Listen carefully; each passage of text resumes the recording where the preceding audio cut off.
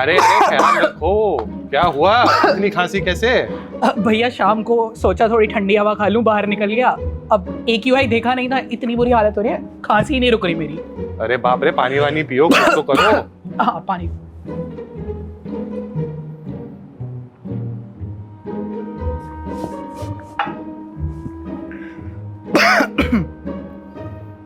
सेहत का ख्याल रखो।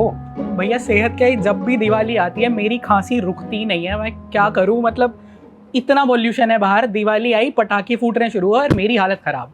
अरे पटाखे तो सिर्फ एक दिन के लिए होते हैं, बाकी जो टाइम है उसमें कैसे पटाखे आ गए? पर क्या पॉल्यूशन तो तभी होता है दिवाली के पास भी, यहाँ पे ऐसे कैसे कह रहे हो? तो ये तुम्हें किसने कह दिया कि सिर्फ पटाखे से पोल्यूशन है, या सब पटाखा यही ही नहीं कहते कर रहे? हैं। तो भैया आप वो सब तो गलत बता रहे हैं आपको। तो सुप्रीम कोर्ट गलत है? सुप्रीम कोर्ट ने भी तो बोला था कि पटाखे बैन करो, और चारों तरफ यही चल रहा है और लोग मान के नहीं दे रहे हैं ये बात। देखो ऐसा है, पटाखे जो हैं वो मात्र एक दिन का कारण हो सकते हैं, लेकिन वो बाकी के 29 दिन का तो कारण नहीं हो सकते ना। सुप्रीम कोर्ट उसके बारे में कुछ क्यों नहीं बात करता है? हर दिन इतनी धुंध थोड़ी ना दिखती है। अब ये तो दिवाली, थोड़ा सर्दियां आती हैं तभी पटाखे फूटने शुरू होते हैं और ये चारों तरफ पॉल्यूशन दिखना शुरू हो जाता है। और क्या है दिवाली के अलावा? दिवाली तो सिर्फ एक दिन की बात है ना। जो आपका पराली जलने से हो रहा है अभी इस समय, या पूरे साल में जो गाड़ियों से जो पोल्यूशन निकल रहा है, या फिर जो कंस्ट्रक्शन से कूड़ा निकल रहा है और धुंध मिट्टी उड़ रही है, उसके बारे में कौन बात करेगा? तो मतलब ये आप कह रहे हो कि धूल से या किसान जो है ये धुंध फैला रहे हैं और ये जो पटाखे फोड़ रहे हैं ये रियल रीजन नहीं है? मतलब आपकी बात का कोई बेसिस है? 2016 में IIT कानपुर ने एक सोर्स अपॉर्चुनिटी स्टडी इशू करी थी पब्लिक इंटरेस्ट में, 3 साल की रिसर्च के बाद। ठीक है। हाल फिलहाल में तो 2023 में टेरी नाम की एक बहुत विश्वविख्यात इन्वायरमेंटल संस्था ने भी दिल्ली पोल्यूशन कंट्रोल कमेटी के लिए एक स्टडी रिलीज करी थी। ओके। जिसमें ये साफ दिखाई देता है कि सर्दियों में जो खास तौर पे जिसे हम सर्दी का मौसम मानते हैं, इसमें प्रदूषण के कारण जो है उसमें सर्वप्रथम पराली और बाकी कूड़े पदार्थ और बायोमास पदार्थ के जलने से जो प्रदूषण है वो सर्वप्रथम आता है। दूसरा, जो गाड़ियां चल रही हैं उससे जो धुआं उठ रहा है वो आता है। और तीसरे नंबर पे इंडस्ट्री और जो पावर प्लांट इस क्षेत्र के हैं उत्तर पश्चिमी भारत के, उनसे आता है। तो इसमें पटाखे तो है ही नहीं कहीं भी।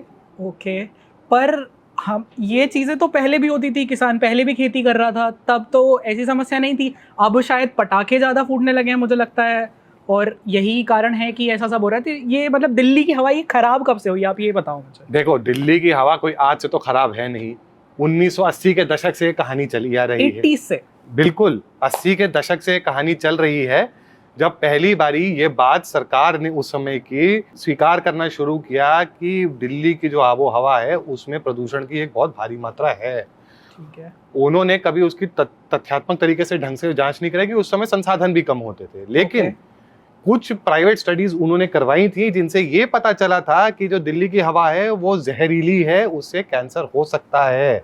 इस तरह की आबो हवा दिल्ली की बन गई थी। आप सुबह निकलते थे, जब अगर आपने कभी सफेद कमीज पहनी होती थी, शाम तक वो कमीज काली हो जाती थी, इतनी गंदी हवा होती थी दिल्ली की उस समय।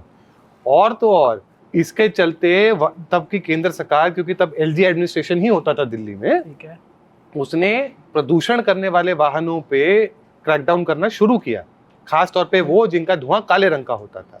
ये लेकिन जो रिपोर्ट थी कभी पब्लिक नहीं हुई, जब तक कि एक लॉयर थे महेश चंद्र मेहता, जिन्होंने दिल्ली के एयर पोल्यूशन पर केस पहली बारी पब्लिक इंटरेस्ट लिटिगेशन के रूप में फाइल किया सुप्रीम कोर्ट में। और ये 1985 से लेके आज तक केस बाय द वे चला आ रहा है सुप्रीम कोर्ट में, अभी भी चल रहा है, कभी बंद ही नहीं हुआ है, क्योंकि अब ये बड़ी पिटीशन बना चुके हैं जिसमें पूरा रीजन का ही प्रभाव, जो दिल्ली NCR के क्षेत्र का है, पूरा मैटर हमेशा रेगुलर बेसिस पे चलता रहता है, क्योंकि ये निरंतर समस्या है जो सुप्रीम कोर्ट ने भी स्वीकारी है। पर अब तो हम काफ़ी इलेक्ट्रिक बसेस भी ले आए हैं, ये सब भी आ गया है।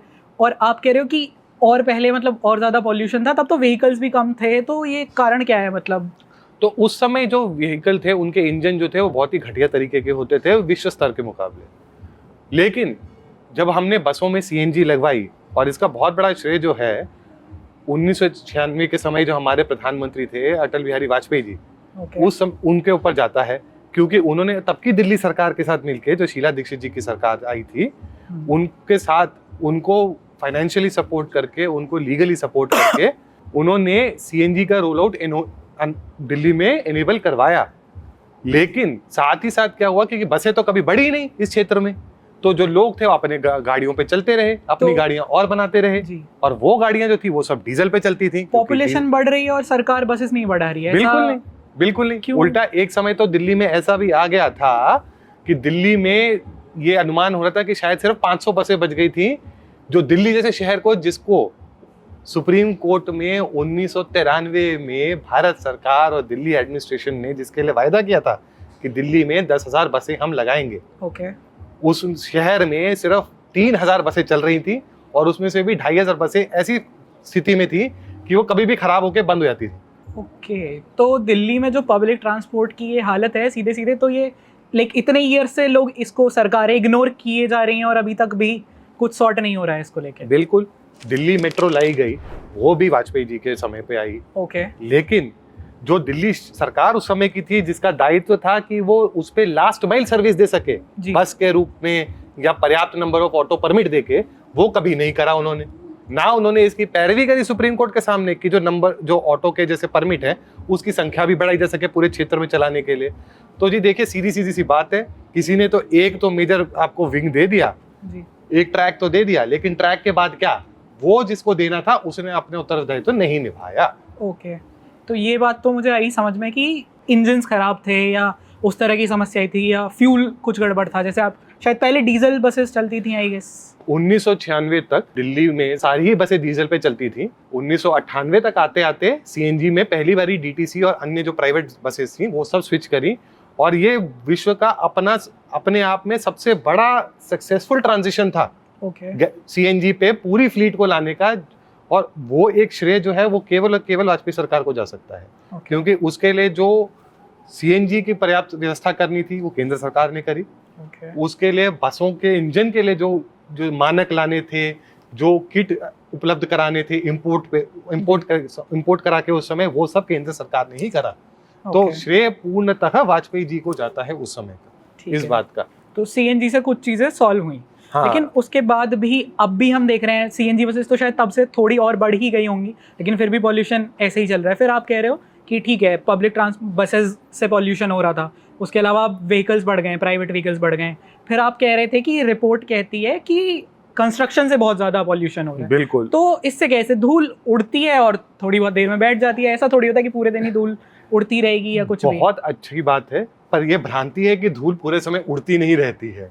अगर आप कभी ध्यान दें तो जितने गाड़ियां चलती रहती हैं सड़क से वापस, वो सिर्फ सड़क पे पड़ी धूल ही नहीं, टायर के घर्षण से जो पार्टिकल उत्पन्न हो रहे हैं उसको भी हवा में सस्पेंड करती रहती है। साथ ही साथ कंस्ट्रक्शन साइट पे, जहां पर कि आज की दिल्ली सरकार को बाकायदा ये प्रयास करते रहना चाहिए कि धूल ना उड़ सके, तरपाल जो प्रिस्क्राइब्ड है वो लगे, पानी का छींट लगता रहे, टायरों पे, कंस्ट्रक्शन साइट पे टायर्स की वॉशिंग हो, जिससे कि मिट्टी जो से चिपकी हुई है वो भी उतर जाए और धूल कम हो हवा में। उसका जो ये सब जो सुप्रीम कोर्ट के आदेश हैं, ये भी ठीक से पूरी तरह निभाए नहीं जा रहे हैं आज भी। ज्यादा से ज्यादा आके वो एक फाइन लगा देंगे, और फाइन तो इतना छोटा अमाउंट है प्रतीक की, फाइन मजाक है वो तो। ये सब करने से सस्ता तो फाइन देना होता है इनको। तो फिर फाइन देके वही चीजें फिर चलती रहती हैं, आप लॉस फ्लाउट करते रहो और ये चलता रहेगा। बिल्कुल, यही चल रहा है इस समय। हाँ, तो अच्छा, वैसे ये जो दिल्ली की हवा है, बेसिकली ये सिर्फ दिल्ली की तो है नहीं, इसमें बाहर से भी, इधर उधर से भी धूल, हवा सब कुछ आ रहा है। तो जो मैंने फिर भी नोटिस किया कि जब यहाँ घर बनते हैं तो यहाँ तो फिर भी वो पैरापेट वगैरह लगा दिया जाता है, लेकिन बाहर जो उसके आसपास एनसीआर वाला रीजन जैसे कहें, वहाँ तो मतलब ये बिल्कुल भी होती नहीं दिखती हैं ये चीज़ें। क्योंकि जो इन आसपास के क्षेत्रों में खास तौर पे जो प्रशासनिक कैपेबिलिटी है वो थोड़ी कमजोर है अभी भी। लेकिन ये बहुत अच्छी बात है कहने की कि जो दूसरे बड़े प्रयास हैं जिनको वो कर सकते हैं काबू, जैसे आप हरियाणा के राज्य को ले लें या पश्चिमी उत्तर प्रदेश को ले लें, पराली जलने की जो समस्या थी इन दोनों राज्यों ने तकरीबन ना के बराबर कर दी है आज की तारीख में।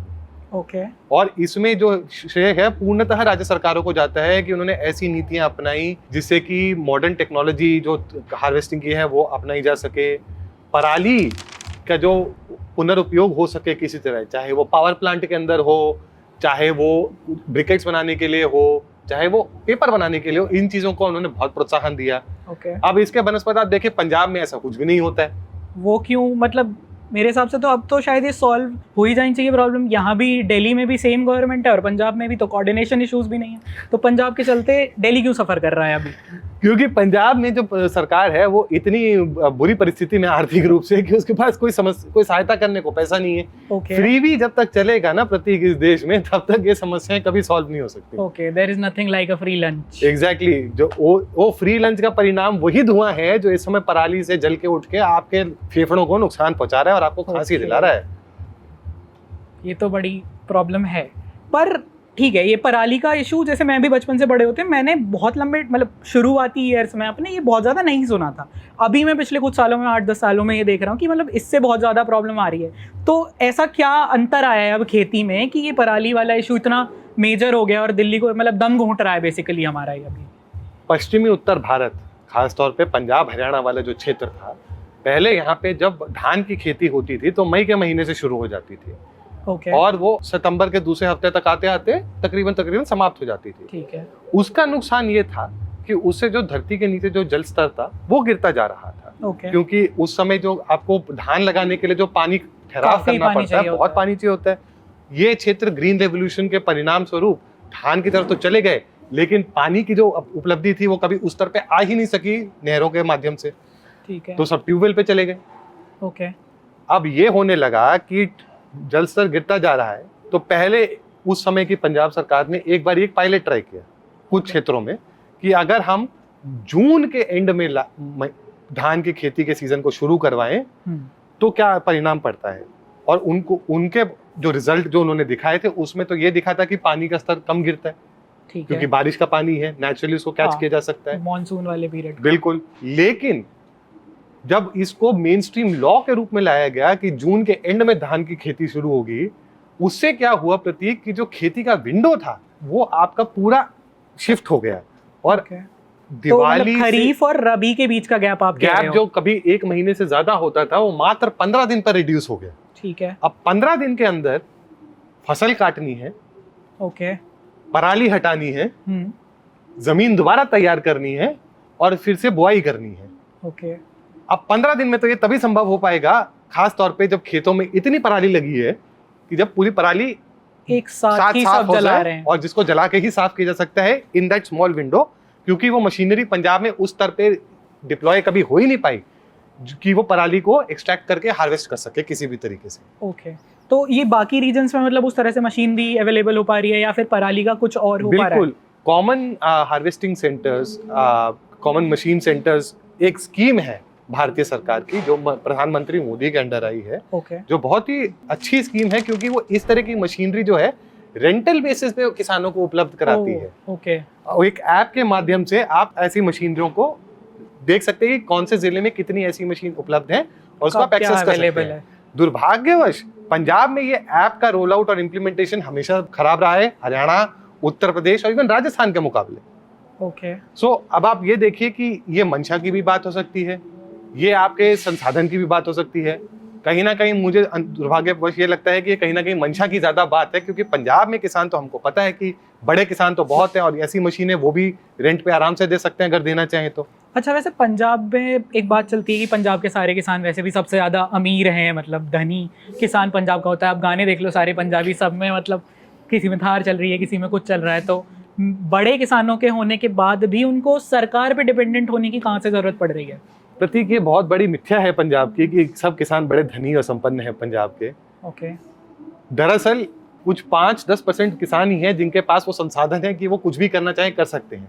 आमतौर पे जो आपकी जमीन की जो होल्डिंग है, जो उसका साइज है आज की डेट में, बहुत सारे पंजाब के किसानों के पास मात्र 1.5 या 2 एकड़ के आसपास ही है। और उसमें तो खेती करके वो कुछ कमा भी नहीं पा रहे नेसेसरली, और वो ऐसे कुचक्कर में फंसे हुए हैं जहाँ पे उनको जबकि धान से ट्रांजिशन करके दूसरे क्रॉप्स पे आना चाहिए, लेकिन वो फसलों पे आ नहीं पा रहे हैं क्योंकि जो वहाँ की जो स्थानीय सरकार है, जो प्रशासन है, वो उसको बढ़ावा नहीं दे रहा है। बड़े किसानों का किसान यूनियनों पे वहाँ पर इतना ज़्यादा दबदबा है कि वो तो उससे जो कमा रहे हैं तो वो छोटे किसान को भी आगे बढ़ के इस पे ट्रांजिशन नहीं करने दे रहे हैं। चुनाव से पहले एक किसान जत्था दिल्ली की तरफ चला था, हरियाणा के शंभू बॉर्डर पे वो रुक गया, हाँ, कितने सबको दिन पता तक है। जाम में सब फंसे और बिल्कुल। क्या क्या हमने देखा। अब ये देखिए, भारतीय सरकार ने तब भी अपनी मंशा स्पष्ट करके ये कहा कि हम आपको 5 साल नियमित प्रोक्योरमेंट का वादा देते हैं, आप ये क्रॉप्स क्रॉप्स लगा, ये फसलें लगाइए। और ये वो फसलें थी मूंग, ओके, दालें दालें, जिसकी हमारे देश को भरपूर काफी आवश्यकता कमी है। है, प्रोटीन डेफिशिएंट है हम लोग। सनफ्लावर, क्योंकि सनफ्लावर ऑयल जो है हमारे देश के कुकिंग ऑयल की रिक्वायरमेंट के लिए बेहद आवश्यक है। ओके, ये तो मैं सिर्फ 2 नाम ले रहा हूँ, ऐसे कम से कम 10-15 फसलों का जिक्र हुआ था। लेकिन और शायद इन पे एमएसपी भी और ऑफर हुआ था, एमएसपी जितना मुझे वही ध्यान है। कॉन्ट्रैक्ट बेसिस पे उन्होंने प्रोक्योरमेंट भी अश्योर करी थी, प्राइस भी अश्योर करने को तैयार थी सरकार। ओके, लेकिन यही दुर्भाग्य है कि जो राजनीतिक दल के लोग जो अपने आप को स्वघोषित किसान नेता कहते हैं, उन्होंने ये कॉन्ट्रैक्ट साइन करने से किसानों को रोका। ओके, तो अब धान से हटेंगे तो ये सारी चीजें जो हैं ये हमारे वातावरण के लिए भी अच्छी हैं, माइंड यू, क्योंकि धान की जो समस्या है उगाने की, वो इसी कारण से है कि वहाँ का जो किसान है वो पीड़ित है आर्थिक रूप से। तो अगर वो ट्रांजिशन अलाउ करा जाए तो इससे तो कितनी बड़ी समस्या हमारी आज की सॉल्व हो सकती है, आप ये देखिए। ओके। तो बेसिकली विल की कमी के चलते और कोऑर्डिनेशन ना होने या फिर फाइनेंसेस खराब होने के चलते सरकार की इच्छा नहीं है कुछ भी करने की इसमें, एक्चुअली सीरियसली। बिल्कुल। और साथ ही साथ देखिए, ये एक कुचक्र बना हुआ है पंजाब के अंदर। दुर्भाग्य की बात ये है कि जो 5-10% किसान है, उन्होंने सारा जो पंजाब का किसान कुनबा है उसका इंटरेस्ट जो है हथिया के रखा हुआ है, उसको फ्री नहीं करने दे रहे हैं, ना उनको अपनी बात रखने दे रहे हैं किसी भी तरह स्पष्ट रूप से। तो बेसिकली जब हम ये कहते हैं कि भाई ये पराली के चक्कर में हमारा दम घुट रहा है और हम बेसिकली ना चाहते हुए भी शायद किसान पे वो ब्लेम शिफ्ट हो जाता है, तो वो भी पूरी तरह से सही नहीं है। अगर और वो प्योरली पॉलिटिकल राजनीतिक रूप का राजनीतिक कारण है। वो चाहे तो आज भी समस्या को सॉल्व कर सकते हैं, 2 साल के अंदर इसका फर्क दिखना शुरू हो जाएगा। लेकिन दुर्भाग्य की बात है कि कुछ राजनेता ऐसे हैं इस देश में जिन्होंने इस समस्या का निवारण कभी नहीं करने दिया हम लोग। ओके, फिर अब ये बात हुई यहाँ तक कि हमने बसेस वाला इशू पे आपने मुझे समझाया, फिर किसान भी लगभग मेन कल्प्रिट आप ऐसे नहीं कह सकते हो, वो ना चाहते हुए भी उसमें फंस जा रहे हैं कि उनके पास विंडो ही नहीं बचा कि भाई 15 दिन में सब एक साथ जला दे रहे हैं, इसलिए इतना पॉल्यूशन इधर आ रहा है। फिर उसके बाद बात आती है कि काफ़ी मतलब मैंने बहुत सुना है कि न्यूक्लियर पावर प्लांट से भी काफ़ी, जो ये न्यूक्लियर पावर प्लांट या फिर जितने भी पावर प्लांट हैं आसपास यहाँ, उससे भी बहुत ज़्यादा धुंध और धुआं, हम सोलर पे ऐसे शिफ्ट हो जाएं तो क्या चीज़ें सॉल्व नहीं होंगी? बहुत अच्छा सवाल है प्रतीक। और दरअसल सोलर पे तो हमारा देश एक बहुत बड़े स्तर पर शिफ्ट कर ही रहा है, ओके, जिसका हमें प्रभाव तो अगले 5-10 सालों में देखने को मिलेगा लॉन्ग टर्म। लेकिन न्यूक्लियर एनर्जी एक ऐसा सवाल है जो खास तौर पे उत्तर भारत क्षेत्र के लिए शायद एक बहुत बड़ी कुंजी बन सकता है। कुंजी मतलब सॉल्यूशन बन सकता है, एक निवारण दे सकता है यहाँ की जो स्थायी एयर पोल्यूशन की समस्या है। अब देखिए, 10% तक का जो अनुमान इस मौसम के लिए लगाया जाता है, उसमें कोल एंड फ्लाई ऐश नाम का एक तत्व उसके लिए डायरेक्टली जिम्मेदार है। And coal and fly ash का मतलब बेसिकली है, ये वो कण है जो आपके पावर प्लांट से निकल रहे हैं, जो कोल से चलते हैं, जो कोयले से चलते हैं, साथ ही जो कोयला जो बाकी चीजों के लिए इस्तेमाल होता है। सर्दियों में तो वो भी काफी हाथ तापने के लिए, सेकने के लिए, ताप के लिए तो है ही। इवन आपके जो ये भट्टी जलाते हैं या फिर तंदूर चलाते हैं, उसमें भी आपका शादियों में, होटल्स में, रोड साइड ईटरीज में ये सब जो चलता है। बिल्कुल। और आप ये देखिए, अगर हम यहाँ पर न्यूक्लियर एनर्जी का ट्रांजिशन कर सके, जिसके लिए भारत सरकार तत्पर है, और अभी हाल ही में कुछ नई टेक्नोलॉजीज भी NPCIL nuclear power corporation of India ने रोल आउट करी हैं, जो स्मॉल स्केल रिएक्टर की बात कर रहे हैं, इससे बहुत बड़ी एक अचीवमेंट हम कर सकते हैं, क्योंकि हमारे पास कोल से मूव करने की तो व्यवस्था है ही ग्लोबल क्लाइमेट चेंज नेगोशिएशंस की वजह से। कार्बन एमिशन तो लोअर करना ही है, इसमें कार्बन एमिशन का भी उत्सर्जन नहीं है। सबसे बड़ी बात ये है। साथ ही साथ हम थोरियम, खास तौर पे जो हमारा बहुत बड़ा रिसोर्स है, उसको बहुत ही सरल तरीके से इस्तेमाल कर सकते हैं, क्योंकि हमारे पास उसकी भरमार है दक्षिण भारत में विशेष तौर पे। केरला में जो आप समझिए बीच की सैंड्स में नेचुरली थोरियम प्रेजेंट है। अनफॉर्चुनेटली हम उसको इस्तेमाल कर ही नहीं पा रहे, क्योंकि हम वो टेक्नोलॉजी को मेन स्ट्रीम अभी तक कर ही नहीं पा रहे थे।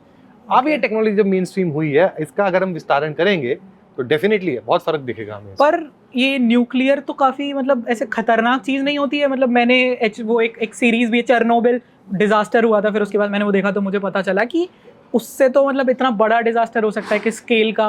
और भारत में भी मुझे शायद याद है कि तमिलनाडु में वो कुडनकुलम प्लांट को बंद करने की कोशिश हुई थी, तो आप मतलब आप कह रहे हो पूरा ही उल्टी उसकी बात की भाई न्यूक्लियर पे ही शिफ्ट हो जाओ भाई, किसी दिन कुछ हो गया छोटा मोटा और फिर उसमें लेने के देने पड़ जाएंगे हमें। तो प्रतीक, ये ना बहुत बड़ी भ्रांति फैलाई हुई है और इसमें दो पक्ष हैं।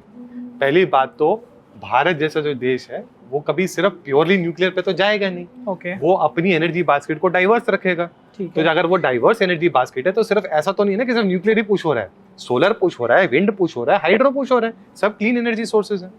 लेकिन जब हम न्यूक्लियर की बात करते हैं, कुडनकुलम जो था वो एक प्योरली ग्लोबल इंटरनेशनल कॉन्स्पिरेसी के तहत माना जा सकता है।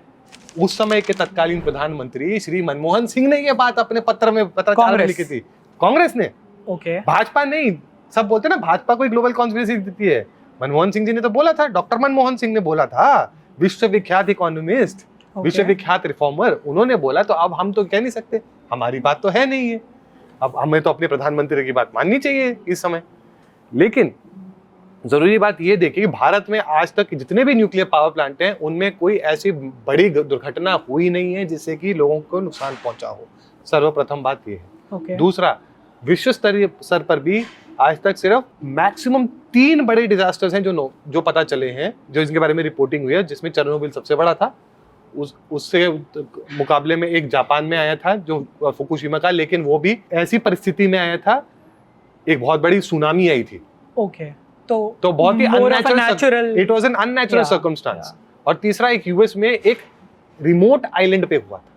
ओके तो अगर आप सेफ्टी रिकॉर्ड की बात करें तो सेफ्टी रिकॉर्ड के हिसाब से भी न्यूक्लियर बहुत ही गुड है। उसके मुकाबले अगर आप कोल पावर प्लांट में जाएं, बॉयलर एक्सप्लोजन बहुत कॉमन होता है जिससे बहुत लोगों की जान जाती है। ओके आपका फ्लाई ऐश गिरने से, क्योंकि वो जिस तापमान पे फ्लाई ऐश होती है, लोगों के जलने से मरने की खबरें बहुत नॉर्मल होती हैं। इतना सीरियस हो जाता है, इतना सीरियस होता है। तो फिर उसके तो सेफ्टी रिकॉर्ड के हिसाब से तो वो तो बहुत ही खराब है। तो हम ये कैसे कह सकते हैं कि आपको कोल जलाना चाहिए या फिर आपको न्यूक्लियर करना चाहिए? सारा एक्टिविज्म तो मोस्टली मतलब इसी को लेके होता है। अभी वैसे मुझे कुछ दिन पहले याद है कि ये महाराष्ट्र में आपके जो आरे फॉरेस्ट शेड जो है उसको वो मेट्रो वाला एक प्रोजेक्ट था, अगर आप देखिए इतनी हास्यास्पद बात थी कि जो ये सारे जो ये वोक एनवायरमेंटल एक्टिविस्ट थे उस टाइम पे ना प्रतीक, उनका ये कहना था कि ये जंगल बचाइए।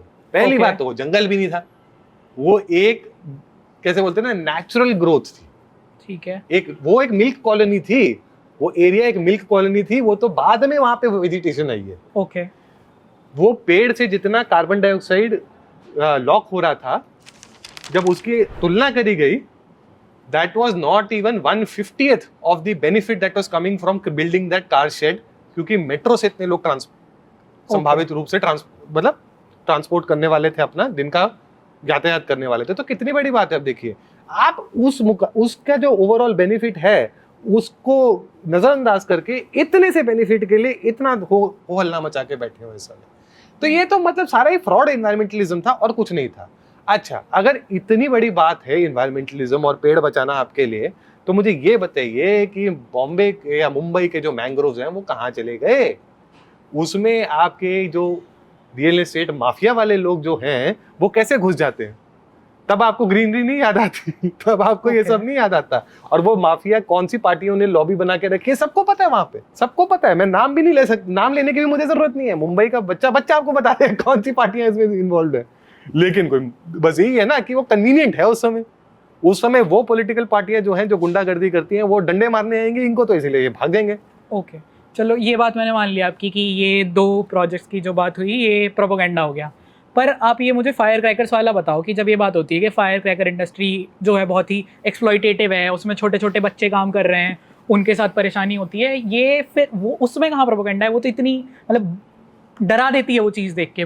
देखिए ऐसा है, ये शुरू से ही प्रोपेगेंडा रहा है और ये सिर्फ हमारी फायर क्रैकर इंडस्ट्री हर बात को आप प्रोपेगेंडा बता दे रहे हो तो है, सच बात है, प्रोपेगेंडा ही है। 1980 के दशक से एक निरंतर कोशिश रही है कि भारत में इंडस्ट्रियलाइजेशन ना हो सके। ओके आपको पता है शिवाकाशी जो था, शिवाकाशी उसको मिनी जापान कहा जाता था एक जमाने में। ओके इंडिया का, क्योंकि वहां पे इतनी फैक्ट्रियां लगी हुई थी और उसमें से 50% से भी ज्यादा फैक्ट्रियां जो थी वो आपकी पटाखे और इस तरह के जो डेली विस्फोटक होते हैं जो खेल कूद में इस्तेमाल होते हैं, इनके उत्पादन में लगी हुई थी। अच्छा, एक और इंडस्ट्री में ये ड्रामा बाय द वे हुआ है, इसीलिए मैं बोलता हूँ प्रोपेगेंडा है। जो हमारे देश की जो कालीन बनाने की जो इंडस्ट्री रही है, ओके, क्योंकि उसमें भी भदोही वाला जो यूपी में भदोही जो और ये हमारे सारा जो होते हैं, बेल्ट है, बरेज भदोही वाली बेल्ट, ठीक है। इसमें कहा जाता था कि इसमें भी चाइल्ड लेबर है। और हमारे तो यहाँ फिर के क्यों बहुत कह रहे बड़े, हैं अगर चाइल्ड लेबर नहीं है तो वो कहाँ से बहुत अपने आप से बड़े- बच्चों तो की एक- फोटो ले आए वो? बस यही एग्जैक्टली, बच्चा बैठा है, माँ काम कर रही है, पिता काम कर रहा है, चाइल्ड लेबर, फोटो नहीं दिखा देते थे। आपको ये थोड़ा ना देखा था कि बच्चा क्या कर रहा है एग्जैक्टली। ओके, अब इतनी बेवकूफी वाली बात थी, लेकिन प्रोपेगेंडा जब बेचने पे आते हैं तो कई तो हमारे देश के बड़े ही अच्छी एक लॉबी है जो हमारे देश को बदनाम करने के लिए काम करती है, क्योंकि उसको कुछ लोगों से कुछ पैसे लेने होते हैं बस। ओके, तो उन्होंने तो इसको एजेंडा बना के पेश किया कुछ लोगों के कहने पे, जिससे कि भारत की इंडस्ट्रियल ग्रोथ हमेशा इफेक्ट हुई है। आज की डेट में दुर्भाग्य की बात है कि शिवकाशी जैसा जो इतना बड़ा इंडस्ट्रियल टाउन था वो तकरीबन समाप्त होने के कगार पे आ गया है, just because fire cracker industry को हमने इतना नुकसान पहुंचाया है ये कह के कि फायर क्रैकर पोल्यूशन करते हैं। माइंड यू, आईआईटी दिल्ली की स्टडी है, आईआईटी कानपुर की स्टडी है, प्रोफेसर सच्चिदानंद त्रिपाठी की स्टडी है, फायर क्रैकर्स का असर मात्र 1.25 दिन के लिए होता है पूरे साल में। तो पूरे साल के पोल्यूशन आपको सिर्फ 1.25 दिन में पैदा होता दिख रहा है। इससे ज्यादा हास्यास्पद लॉजिक मैंने आज तक नहीं सुना। आपने तो मतलब मेरे खांसने का रीजन ही एकदम झुठला दिया। बिल्कुल, क्योंकि वो था ही नहीं कभी। ओके, अब ये रही बात फायर क्रैकर इंडस्ट्री से भी खत्म हुई, इतना प्रोपेगेंडा है ये भी समझ में आता है, मतलब बच्चों के फोटो खींचे और बोल दिया कि ये काम कर रहे हैं, चाइल्ड लेबर है, इंडस्ट्री खत्म हो रही है। आज के टाइम पे जब हम बात कर रहे हैं कि भाई हम इतनी बड़ी इकॉनमी बनने वाले हैं, तो क्या हमें और बिल्डिंग्स, कंस्ट्रक्शन, ये सब तो होना ही है, ये तो बहुत नेसेसरी एक्टिविटीज़ हैं। अगर हम इनकी बात करते हैं कि भाई इनको तो हम रोक सकते हैं नहीं कुछ भी, ये तो मैसिव स्केल पे चलना है, इंडस्ट्रियलाइजेशन भी करना ही करना है हमें अगर ग्रो करना है तो फिर उस पर्सपेक्टिव में ये एनवायरमेंटल एक्टिविज्म जो आ रहा है, या फिर भी अगर हम अनइंटेंशनली भी अगर दोहन हो रहा है, हो तो रहा ही है, तो वो बैलेंस कहाँ क्रिएट होगा, वो लाइन कहाँ खींची जाएगी, देखो सॉल्यूशंस क्या हैं, आप बहुत मतलब अच्छी उस तरफ बात, आप बताओ। बहुत बढ़िया बात कही प्रतीक। और आपको इस बात पे हमारी वर्तमान सरकार, प्रधानमंत्री नरेंद्र मोदी की सरकार को श्रेय देना चाहिए। उन्होंने सस्टेनेबल डेवलपमेंट का जो एजेंडा अपना चलाया है वो अनपैरेलल्ड है पूरे विश्व में इस समय। और मैं आपको इसके बड़े अच्छे उदाहरण समझाता हूँ। सबसे ज्यादा गति से बढ़ने वाले रिन्यूएबल एनर्जी इंस्टॉलेशंस के मामले में अगर कोई देश है, लिटरली टॉप 2 या टॉप 3 में, वो भारत है आज की। Solar power plant, solar power और इवन विंड एनर्जी के लिए। ओके, दूसरी बात, आप हमारे देश में एक national clean air action plan जो 2019 से चला आ रहा है उसका इम्प्लीमेंटेशन देखिए और उसका असर अब हो रहा है। उसका इम्पैक्ट आप पूरे इंडो गैंजेटिक प्लेन में देख सकते हैं। उत्तर प्रदेश के शहर शहर में आपको उसका असर दिखना शुरू हो गया है। जो नंबर ऑफ डेज जिसे हम बोलते थे of clean air, of satisfactory air quality, वो बड़े हैं पिछले 5 साल में, वो कम नहीं, वो बढ़ ही रहे हैं। तीसरी बात, उसी प्लान के अंतर्गत हमारे प्रधानमंत्री ने अपने भाषणों में भी ये बात स्पष्ट की है कि साफ हवा सिर्फ अमीरों का अधिकार नहीं, गरीबों का भी अधिकार है। इसी कारणवश उज्ज्वला जैसी योजनाएं जब आती हैं तो उसका जो प्रभाव है वो सिर्फ रसोई में जो माता बहनें बैठी हैं उनके ऊपर नहीं होता, वो पर्यावरण पर भी होता है। जो ब्लैक कार्बन का उत्सर्जन चूल्हों से होता था, जब वो गैस की तरफ चले गए हैं तो ब्लैक कार्बन का उत्सर्जन गिरा है। ब्लैक कार्बन का जो ग्लोबल वार्मिंग पोटेंशियल या जीएचजी पोटेंशियल जो होता है वो बहुत ही अत्यधिक होता है, जिसकी वजह से इस क्षेत्र में ग्लेशियर्स का पिघलना और फास्ट हो रहा था। उज्ज्वला जैसी योजना से आपने इतनी बड़ी एनवायरमेंटल अचीवमेंट करी जो उसका प्राइमरी बेनिफिट भी नहीं है नेसेसरली, लेकिन ये एक सोची समझी स्ट्रैटेजी है जिससे कि आप मल्टीपल ऑब्जेक्टिव्स अचीव कर पा रहे हैं। चाहे आप पेट्रोल की इंप्रूवमेंट करें, सिटी गैस डिस्ट्रीब्यूशन की बात करें, इलेक्ट्रिक व्हीकल्स की बात करें, जिसपे कि हमारी सरकार ने जो अचीवमेंट्स करी हैं, दुनिया में दूसरे सबसे ज्यादा इलेक्ट्रिक व्हीकल्स अगर कहीं हैं आज की डेट में तो वो भारत में ही है। ओके, पर ये जो इलेक्ट्रिक व्हीकल्स पे अब हम काफी शिफ्ट कर रहे हैं, इवन कार्स भी बहुत पुश की जा रही हैं। बिल्कुल, मंत्री जी जो हैं हमारे नितिन गडकरी जी, वो भी काफी इलेक्ट्रिक की तरफ पुश कर रहे हैं। पर क्या हमारा इंफ्रास्ट्रक्चर इतना तैयार है इस चीज़ के लिए, और क्या ये क्रिएट कर रहे हैं सिर्फ जैसे हम पूरा इलेक्ट्रिक पे जल्दी शिफ्ट हो जाते हैं बहुत जल्दी से जल्दी, तो कितना फर्क पड़ेगा, क्या कैपेबिलिटी है, या फिर और भी तो नुकसान होता है ना, बैटरी बनती हैं उसके लिए माइनिंग होती है, दुनिया भर की चीज़ें, क्या मतलब वो ऐसे तो नहीं हो जाएगा कि अल्टीमेटली थोड़ा सा एक कदम आगे और 4 कदम पीछे वाली बात? बहुत अच्छा सवाल है प्रतीक। आप ये देखिए, बड़ी अच्छी नेचर जर्नल में एक स्टडी आई थी जिसमें कि अनुमान लगाया गया था कि अगर भारत के जो 2 पहिया वाहन है, 2 व्हीलर्स ही, अगर वही सिर्फ इलेक्ट्रिक हो जाए, हमारे देश में जो एयर पोल्यूशन या CO2 एमिशन जो है वो 30% अपने आप गिर जाएगा, और हमें कुछ 30% बड़ा नंबर। बिल्कुल। और उसमें आपको जो एनर्जी सोर्सेज हैं वो भी नहीं बदलने फिलहाल। हमारा देश दोपहिया वाहन देश है बेसिकली। हाँ, मोस्टली सब टू व्हीलर और 3 wheeler except for mega city शायद बस ज्यादा शिफ्ट हो बिल्कुल, दोपहिया प्रधान ही है, तिपहिया प्रधान ही है। तो आप ये देखिए हमारी सरकार की जो ई ड्राइव स्कीम भी अभी है, जो फेम स्कीम को रिप्लेस करी है, उसमें भी दोपहिया तिपहिया वाहन पे ही महत्ता दी गई है इलेक्ट्रिफिकेशन के लिए। ठीक है।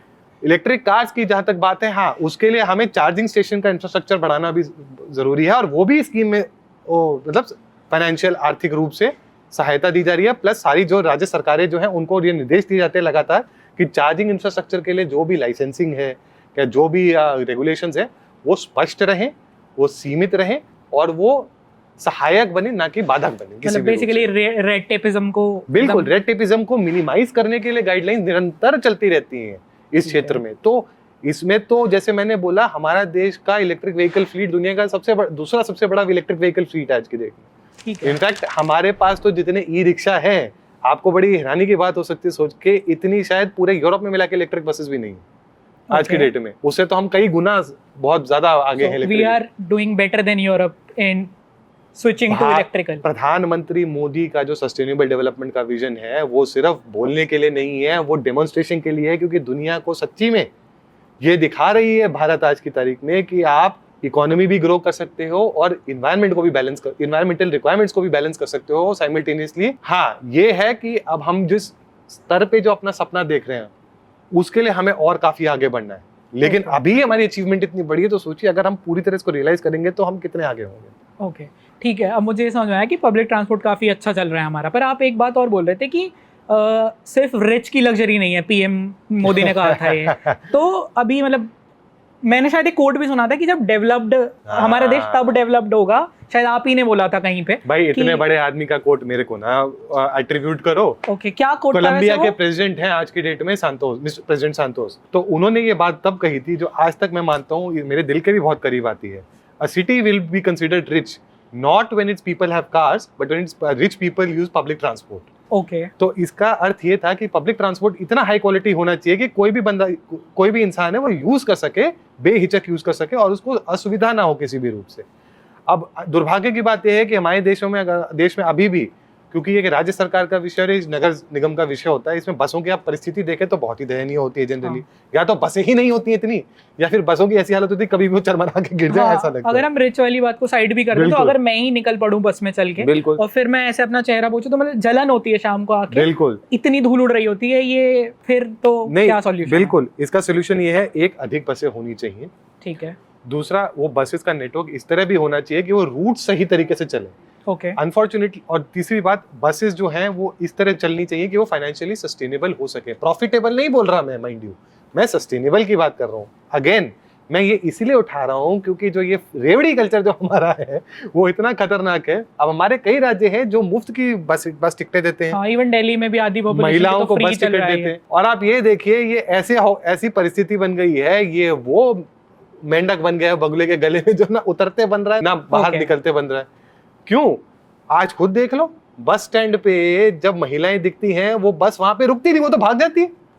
तो ये तो और इनकन्वीनियंस हो गई फ्री बांटने के चक्कर में। रेवड़ी, क्योंकि वो उनको टाइम से पेमेंट नहीं मिल रही है, क्योंकि सरकार के पास पैसा नहीं है देने को। ओके, तो अब ये आपने तो एक और कुचक्र बना दिया जिससे कि जो लोग चाहे भी अगर जाना तो वो नहीं जा सकते। लेकिन हाँ, बसों की संख्या बढ़ाने के लिए भी एक बड़ी अच्छी स्कीम चल रही है, ई बस योजना, जिसमें कि फिलहाल 10,000 इलेक्ट्रिक बसेस केंद्र सरकार की सहायता से 40 पूर्व निर्धारित शहरों में अभी प्रोक्योरमेंट के लिए एक मतलब इनिशिएटिव चालू हुआ है। और धीरे धीरे हो ही रहा है। I hope it is implemented well. It is being implemented very well. In fact, इस स्कीम का सबसे बड़ा लाभ ये हुआ कि दिल्ली में विशेष तौर पे जो अभी इलेक्ट्रिक बसेस जो कुछ लोग नेता अपने नाम पे एट्रीब्यूट करते रहते हैं, दरअसल वो आई तो केंद्र सरकार की योजना में। ये जो ब्लू बसेस की बात कर रहे हो आप, क्या जो? बिल्कुल, ये सब केंद्र सरकार की योजना, सेंटर, ये सेंटर की मदद से दिल्ली सरकार ने प्रोक्योर करी है। और वो भी एक ऐसे रेट पे जो डीजल बस से कम आया था। तो ये श्रेय जो केंद्र को जाना चाहिए, वो कुछ और नेता है जो अपने नाम पे ले रहे हैं। अब ये तो केंद्र की बहुत बड़ी मतलब क्या होता है ना, बड़े दिल वाली बात हो गई, या बहुत बड़ा बिग हार्टेड जेस्चर हो गया कि उन्होंने कभी उसका विरोध नहीं किया, ना उसके बारे में कुछ कहा। समझा। पर हमारे यहाँ जो प्रॉब्लम्स हैं लगभग आइडेंटिकल प्रॉब्लम्स चाइना में भी रही हैं, बिल्कुल। सिंगापुर में भी रही हैं, और भी मतलब जितने भी डेवलपिंग नेशंस अगर हम अभी कह सकते हैं, हर जगह ये प्रॉब्लम है। सिंगापुर, अगर मैंने अभी कुछ दिन पहले सिंगापुर को लेके एक व्लॉग देखा था, बड़ी सॉर्टेड चीज़ें लग रही थी, कोई धूल नहीं है, कुछ नहीं है, मतलब वो कैसे मैनेज कर रहे हैं चीज़ों को और हम कहाँ गलती कर जा रहे हैं। अरिहंत, बहुत अच्छा सवाल है। अब तुम्हें 3 चीज़ें बताता हूँ मैं। आपने सिंगापुर का उदाहरण दिया, आपने टोक्यो का एक मैं उदाहरण उठाऊंगा और बीजिंग का उदाहरण। रातों रात ये समस्या तो वहाँ भी सॉल्व नहीं हुई, लेकिन उन्होंने क्या किया, इन्होंने पब्लिक ट्रांसपोर्ट को बहुत बड़े स्तर पर आगे किया। दूसरा, इन्होंने जो आसपास के क्षेत्रों में जो पोल्यूशन था उसके ऊपर इम्प्लीमेंट इस तरह किया कि वो इंडस्ट्री क्लीन मतलब करे अपने एक्ट को। तीसरा, इंफ्रास्ट्रक्चर जिस क्वालिटी का वो बनाते हैं, अगर यहाँ पर पेवमेंट है और यहाँ घास लगनी है तो यहाँ घास लगेगी और वो घास जिंदा रहेगी। मतलब ये जो रोड साइड वाली धूल जो रहती है उसकी बात आप कर रहे हो? वही, क्योंकि एक तो पेवमेंट में वो चीज उड़ती है। हमारे यहाँ पे आप पेवमेंट लगाओ तो ऐसे लगता है 3 दिन बाद कि अभी उखड़ के 10 साल हो गए इसको लगे हुए, ऐसी तो हालत होती है। लेकिन अब जैसे बहुत कुछ प्रॉमिस किया गया है सुप्रीम कोर्ट में, लेकिन आज तक दिल्ली सरकार और ये आसपास के क्षेत्रों में कभी ठीक से इम्प्लीमेंट नहीं हुआ क्योंकि इन्फोर्सेबिलिटी नहीं है। अब आप ये देखिए, जैसे घास लगाने की बहुत बात होती है, चलिए मैं भी मानता हूँ घास लगेगी कि उससे मिट्टी उड़ना कम होगी, वो घास है कहाँ? हम पेमेंट पे जाके देखिए वो घास ही नहीं, उल्टा जो टाइलें लगी थी वो भी टूटी पड़ी है। ओके। तो ये तो बहुत ही बुरी बात है, और ये ऐसा क्षेत्र है जिसमें कोई ये भी दावा नहीं कर सकता कि उनको केंद्र सरकार काम नहीं करने दे रही, क्योंकि ये जो सब्जेक्ट है प्योरली दिल्ली एडमिनिस्ट्रेशन के अंडर आता है और एनसीडी के अंडर आता है, तो एनसीडी भी एक ही पार्टी के अंडर। एक बात ये है कि पब्लिक ट्रांसपोर्ट इतना बढ़िया और लास्ट माइल कनेक्टिविटी इतनी बढ़िया दी गई है बीजिंग, सिंगापुर और आपके टोक्यो जैसे शहरों में, वहां पे लोगों के घर के 1-1 किलोमीटर के रेंज में मेट्रो स्टेशन नहीं तो बस स्टेशन आता है, और 1 किलोमीटर से कम के क्षेत्र में तो चलना तो हर व्यक्ति के लिए संभव होता है। नॉट जस्ट चलना, वहां पे तो लोग साइकिलिंग को भी बहुत बढ़ावा देते हैं। और अब ये लोग कह सकते हैं कि भैया गर्मी है ये वो, मैं आपको एक बात कह सकता हूँ कि सर्दी में साइकिलिंग करना गर्मी के मुकाबले ज्यादा खतरनाक होता है सेहत के लिए, माइंड यू। ओके। और तब भी ऐसे ऐसे शहर भी हैं दुनिया में जहाँ पे लोग साइकिल कर रहे हैं बर्फ में भी। हमारे यहाँ की साइकिल्स पे तो वैसे भी धूल ही चढ़ती रहती है, जो 2-4 लगाई भी गई हैं। बिल्कुल, वो ये बहुत बड़ी दुख की बात है कि वो इस तरह ऐसी हालत होती है, उन पे ताला लगा दिया है कि कोई एक्सेस नहीं कर कोई एक्सेस ही नहीं कर पा रहा है, बस वो दिख रही है कि कुछ हो गया है, क्योंकि हमें दिखाने का ज्यादा शौक चढ़ा हुआ है ना यहाँ पे। अब इसका बड़ा अच्छा उदाहरण है स्मोक टावर। तो ठीक है, मुझे एक बात समझ में आई कि फायर क्रैकर बैन से कुछ नहीं होगा, 1-2 दिन की बात है वो, it's like we are fighting the shadows.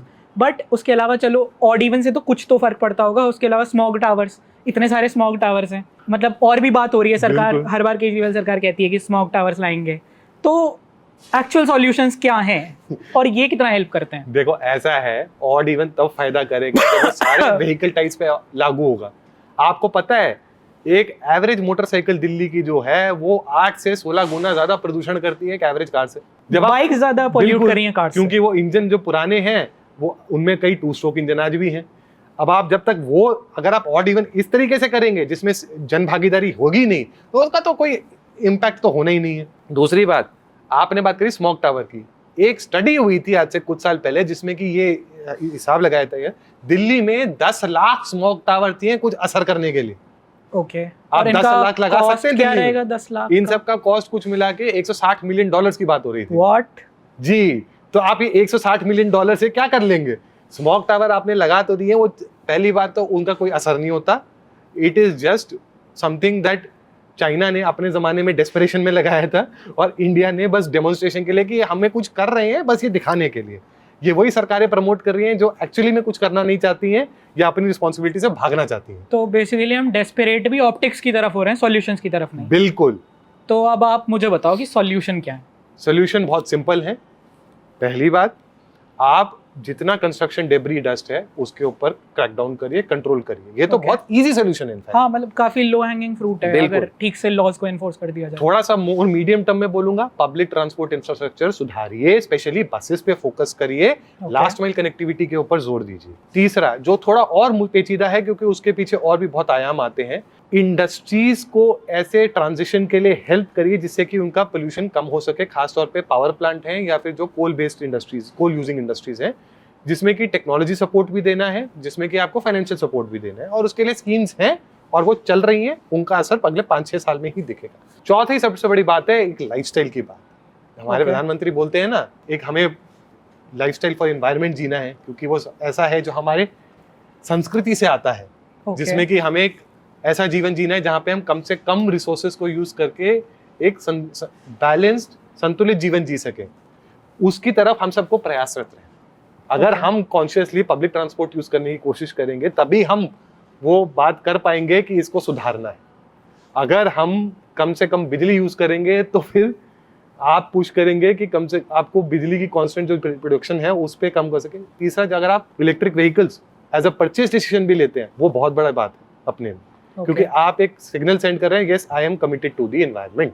ठीक है, अगर ये आपने बात है कि नेचर में और हमारे लाइफस्टाइल में सिंक करने की जरूरत है, और हम कई बार मतलब यूजुअली, अब जैसे सारे भारतीयों को मतलब प्राचीन काल में जाने की आदत है, मैं भी जाऊंगा और आपसे पूछूंगा कि पहले हम ऐसा क्या सही कर रहे थे, पहले हमारे ऐसे कौन से कॉन्सेप्ट है जो हमें हेल्प कर रहे थे, वो समस्याएं जो हम आज झेल रहे हैं वो नहीं झेलने पे, तो वो आप मुझे उस पर अगर आप कुछ बता सको तो। देखिए ये कितनी बड़ी विडंबना है ना कि हम वो सब चीजें जो जिसको ओल्ड फैशन समझ के त्याग रहे हैं, जिससे कि इन्वायरमेंट को बहुत लाभ हो सकता था। यू नो, एक कहते थे ना 3 R's होते हैं, रिड्यूस, रीयूज, रिसाइकल। एक चौथा R जोड़ दीजिए, रिपेयर। ओके, रिपेयर एक ऐसी हमारी खासियत थी, हम किसी चीज को फेंकते नहीं थे सीधे से, हम उसको ठीक करवाते थे और उसको फिर यूज करते थे। अब आप देखिए कूड़े से कितनी समस्या पैदा होती है। सॉलिड वेस्ट मैनेजमेंट हमारे देश के लिए एक बहुत ही बड़ी समस्या है, और खास तौर पे बायोमास जिसे बोलते हैं, जो ऑर्गेनिक नेचर या जैविक कचरा होता है, उसको जला के जो सर्दियों में हम अपनी और परिस्थिति शहरों की खराब करते हैं, वो भी एयर पॉल्यूशन में डायरेक्ट कंट्रीब्यूटर है माइंड यू। उसी की खाद बनाई जा सकती है जो हम बहुत आसानी, जो हमारी ट्रेडिशनल नॉलेज भी है एक तरह से, कि हम कभी पत्तों को फेंकते नहीं थे, हम कभी सब बेसिकली सारा कचरा जो है एक जगह जाता था। और गांव में तो वैसे भी मतलब मुझे एक बात ध्यान आती है कि मैं नानी गांव गया हुआ था अपने बचपन में, और मैं अपने एक दोस्त के साथ घूम रहा था, और वो ना ऐसे मूंगफली खाते हुए उसने छिलके एक जगह पे फेंक दिए। तो मैंने कहा भाई तुम पागल हो क्या, ऐसे गंदगी फैला रहे हो चारों तरफ, ये हो। तो उसने बोला कि तुम पागल हो भाई, शहर वालों, तुम में दिमाग नहीं है। एंड ही सेड कि ये तो डिकम्पोज हो जाएगा। और मैंने उसको, जो गांव में शायद कुर्री उसको बोला जाता है, कि मैंने तो ये कुर्री पे डाला है, हमारा सारा कचरा खाद में बनेगा और ये खेत में डल जाएगा। बिल्कुल, बेसिकली गांव गंदे नहीं होते हैं, शहर गंदे होते हैं, क्योंकि यहाँ पॉलिथीन, प्लास्टिक, ये वाली चीजें, और ये बड़ी बेसिक चीजें हैं जो हम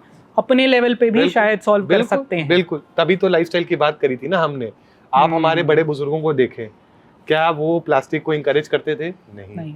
वो किसी भी चीज को ऐसे फेंकते तो नहीं थे, उसको ठीक कराने की कोशिश करते थे। हाँ, उनका जीवन जो था वो पब्लिक ट्रांसपोर्ट ड्रिवन था। हाँ, उनकी जो रिसोर्स, जो उनकी जो नीड्स थी लाइफ की, उन्होंने अपनी बैलेंस रखी थी, किसी भी चीज पे व्यर्थ खर्चा नहीं करते थे। ये नहीं कि उनके पास साधन की कमी नहीं थी, उनका मन था कि हमें जरूरत की ही चीज लेनी है, बेजरूरत चीज नहीं लेनी है। ओके, तो प्रतीक, ये एक अगर चीज हम आज समझ जाए, उसमें क्या होता है ना कि एक बड़ी फेमस सेइंग है, the world has enough for everybody's need but it does not have enough for everybody's greed. School ले गए वापस आप तो। बिल्कुल, और ये हमारे ही संस्कृति से, हमारे ही धरोहर से आता है। हमारी तो वो धरोहर है जहां पर हम फॉरेस्ट में भी डिविनिटी और सेक्रेडनेस ढूंढते थे, क्योंकि सेक्रेड ग्रोव्स, हाँ, सेक्रेड ग्रोव्स जिसे हम बोलते थे, वो सेक्रेड ग्रोव्स क्या होते थे? वो स्थान बनाए जाते थे हमारे पूर्वजों द्वारा जहाँ पे पेड़ नहीं काटे जाएंगे, जहाँ पे पौधों का शोषण नहीं हो सकता। ये कम्युनिटी को बिलोंग करता है, ये कम्युनिटी के लाभ के लिए है, इसका इस्तेमाल जो है वो कम्युनिटी के भले के लिए होगा। मंदिर के देवताओं के जो आपके पीछे जंगल होते थे, कोई क्यों नहीं काटता था? अगर आप आज सोचें, उनमें ऐसे ऐसे पौधे मिलते थे जो बहुत तरह की बीमारियों का भी इलाज होते थे, लोग जो ट्रेडिशनल नॉलेज में होता था लोगों। अगेन, गोइंग लोकल अपने में कितनी बड़ी बात है, और वही चीज जो है कहीं ना कहीं हमारी संस्कृति से जोड़ती है हमें, कि हम अपने स्थान में भी, इसीलिए बोलते थे ना, एक स्थान देवता का मतलब क्या है, क्योंकि वो स्थान देवता जो है वो आपके जीवन को पोषण तो दे ही रहा है, संरक्षण भी दे रहा है बीमारी से भी। तो basically every such a concept has a meaning, every such concept has a very good rational behind it. Yes, और प्रीटी मच ये तो हमारा एकदम यूनिक यूएसपी टाइप हो गया। मतलब शायद बाकी अगर हम सिस्टम्स में देखें तो ये समझ तो मतलब उनके पास नहीं है। जहां पर भी आपके आज भी एंशिएंट कल्चर्स की प्रेजेंस है, चाहे समकालीन देशों में अगर हम बात करें तो जापान हो या कुछ हिस्से चीन के हों, जहाँ पे आज भी वो एंशिएंट कल्चर्स उनके भी जीवित हैं जिन पॉकेट्स में, यही बातें आपको वहाँ भी सुनने को मिलती हैं। Sacred groves, sacred forest, sacred mountains वहाँ भी होते हैं। हमारे ही वेदों में कहा गया है ना, ओम द्यौ शांति, पेड़ के लिए भी शांति मांग रहे हैं हम okay. क्यों मांग रहे हैं? क्योंकि हमने उस पेड़ के अंदर जो उसका जीवंत तत्व है उसको पहचाना, Okay. और हमने ये माना कि ये हमारे भरण पोषण के लिए, हमारे जीवन की संरक्षण के लिए है। आप याद करें, आप गांव में तो आप जाते ही रहते हैं, गांव में कभी भी मड़ी जो होती थी खेत की, उस पे लोग पेड़ नहीं काटते थे। वो मड़ी जो थी वो पेड़ की, वो सॉइल इरोजन से भी बचाती थी। हाँ. और फ्यूचर में 40 20-30 साल बाद जब किसी बेटी की शादी करनी होती थी तो वो आम की लकड़ी जो थी या साल की लकड़ी जो थी, इतने पैसे भी दे जाती थी, वो आपके लिए धन भी बन के आती थी। तो वो तो लक्ष्मी का एक प्रसाद की तरह है हमारे लिए, और ये वो ट्रेडिशनल नॉलेज है जिसको अनफॉर्चुनेटली हम लोगों ने दरकिनार कर दिया है यार, और जिसको वापस लाने की बहुत जरूरत है। थैंक यू सो मच भैया, आपने मुझे ये मास्टर क्लास दी, और अब शायद मैं बिना गिल्ट ट्रिप हुए कुछ चीजें कर पाऊंगा, या उन बच्चों को कह पाऊंगा एटलीस्ट कि भाई डरो मत, फुल ऑन एंजॉय करो, त्योहार आ रहा है, मजे करो और बेकार के प्रोपेगेंडा में पढ़ना बंद करो। बिल्कुल, थैंक यू भैया, वेलकम।